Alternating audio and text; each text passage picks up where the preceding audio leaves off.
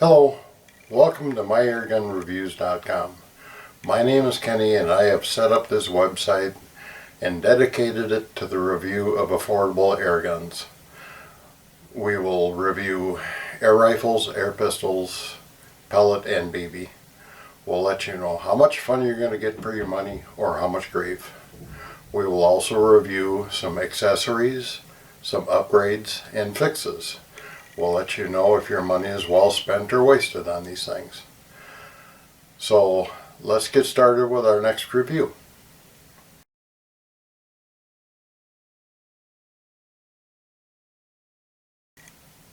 Today we're going to review the Crosman TR77 Tactical Break Barrel Air Rifle. This is a .177 caliber air rifle rated at 1200 feet per second using alloy pellets. It is a composite all-weather stock tactical type rifle, and we're going to go through the unboxing, and first thing we're going to do is test the trigger on this and see if it's like all the other Crosmans, and if so, we're going to break this rifle apart and see if there's a way to fix these terrible Crosman triggers, and then we'll go from there. See this.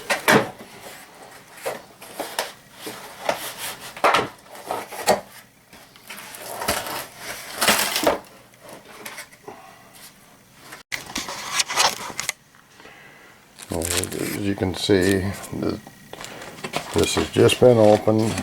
Looks like our scope and rings.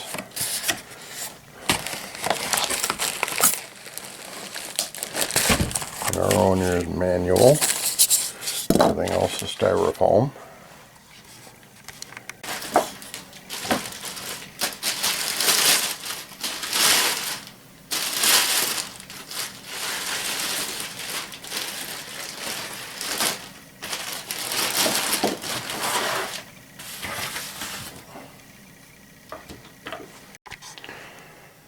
Okay, the Crosman TR77 is not a multi-pump like Crosman's M4.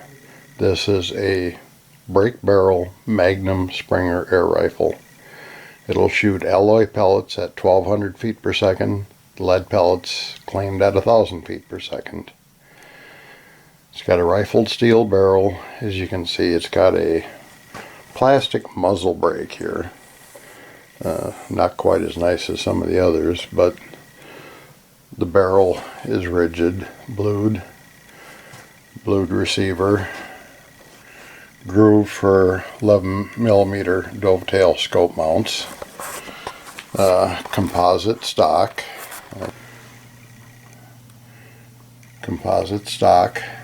all weather. Gamo's really crappy trigger. Manual safety. Got a nice grip, nice comfortable stock. It appears similar to the M4s, but it's a lot different. It has the assault rifle appearance, and it's a little shorter, a little lighter weight than say its cousin mechanically, which is the Crosman Vantage. But now what we're going to do is we're going to cock it, we're going to test the trigger, and then we'll see what we can do with that trigger.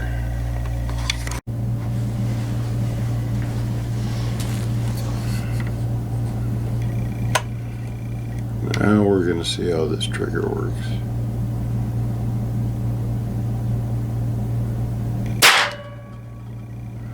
This is a very loud rifle. Try cocking it one more time.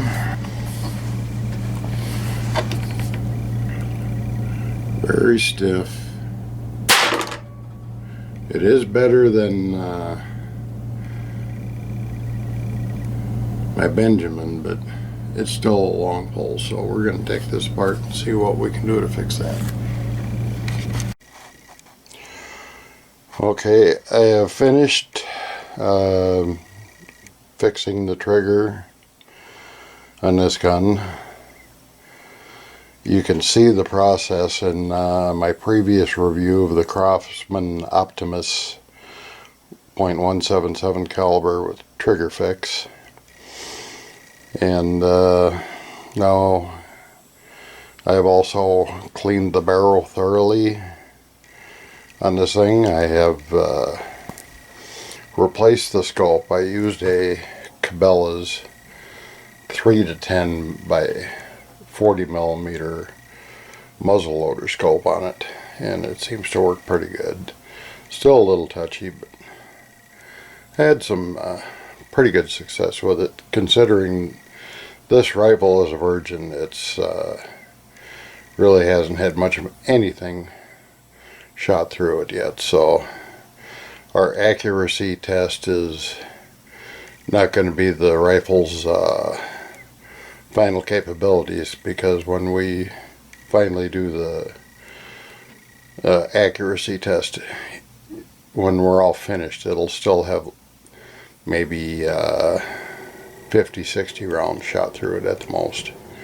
So it's a pretty virgin gun. So let's show you what the trigger results are.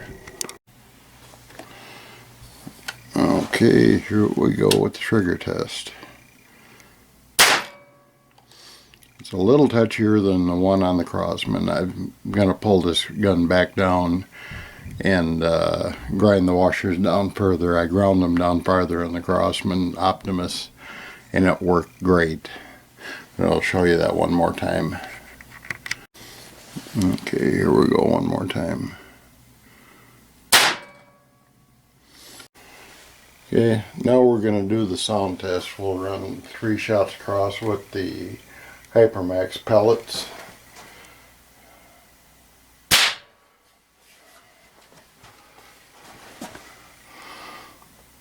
.5.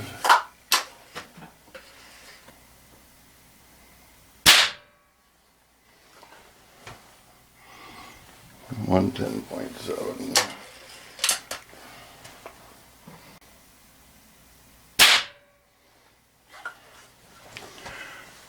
Okay, we got using supersonic pellets, we got a high of 110.7 decibels. That is fairly loud.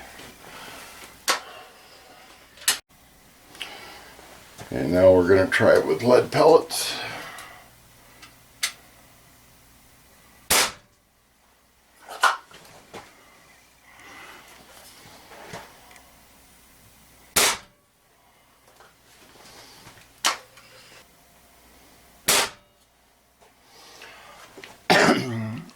Okay, 3 shots using lead pellets, 97.6 decibels. That's very backyard friendly when you use lead pellets.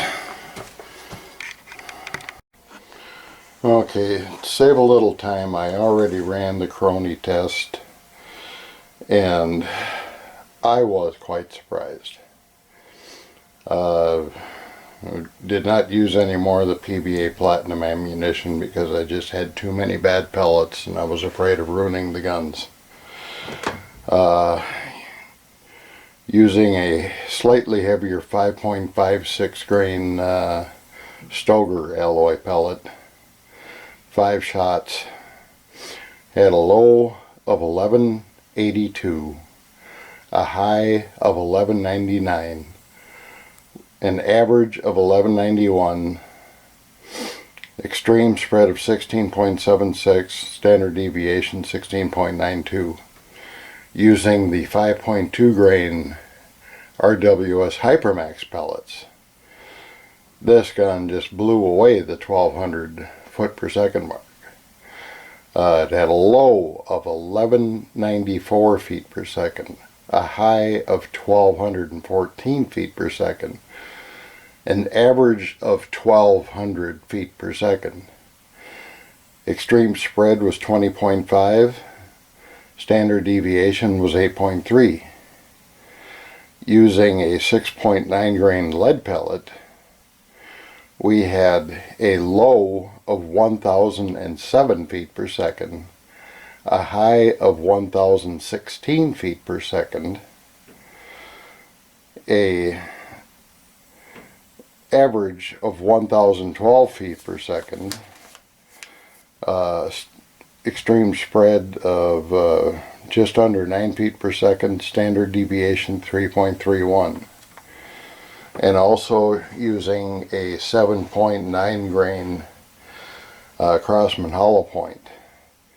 It averaged, or it had a low of 931.3 feet per second, a high of 948.6 feet per second, an average of 941.4 feet per second, extreme spread of 17.3, standard deviation 17.28. This gun beats the claimed feet per second, both with alloy ammunition and lead ammunition. This rifle has impressed me in all respects so far.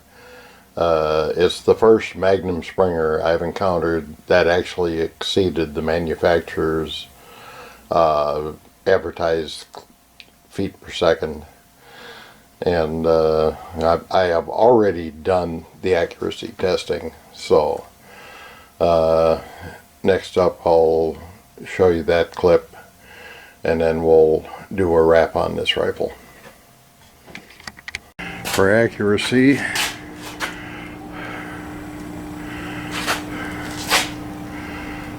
its target is 20 meters out, which is 62.5 feet.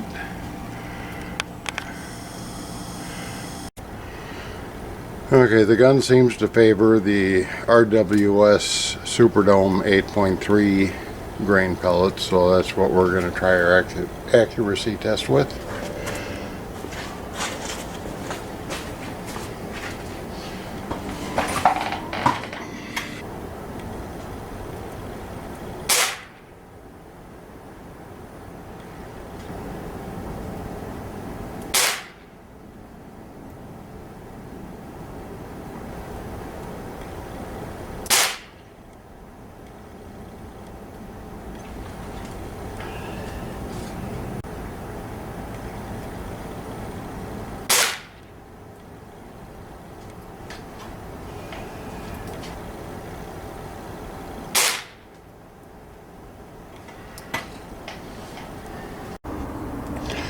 Okay, that's not too awful bad.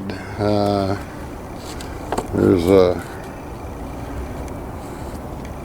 just a little over a 1-inch shot group and cover.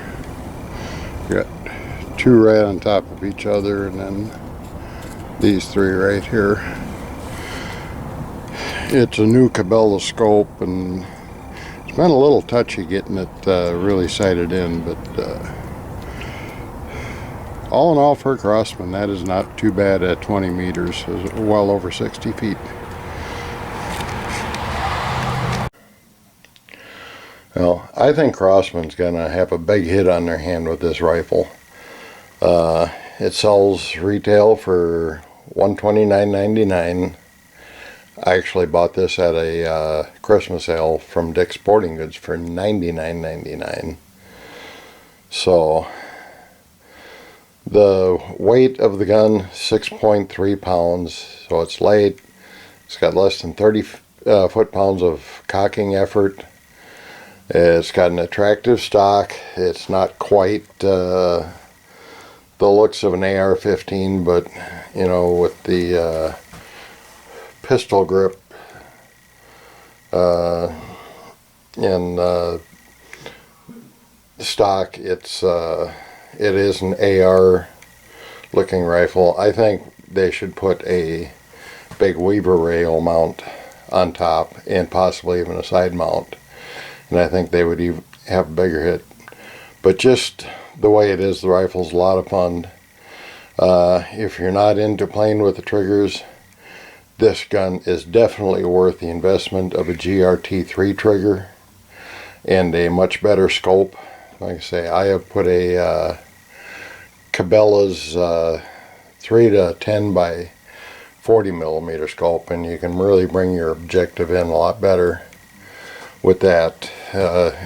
This gun actually deserves a full 3 to 9 by 40 or 3 maybe even a 4 to 12 by 50 millimeter scope with an adjustable objective. I would not have any qualms with putting that investment on a rifle this good. It's even got a few features like this, the butt plate on the stock peels off, and this whole compartment is hollow, so you can have a BB or a pellet pack and, you know, store your pellets in there.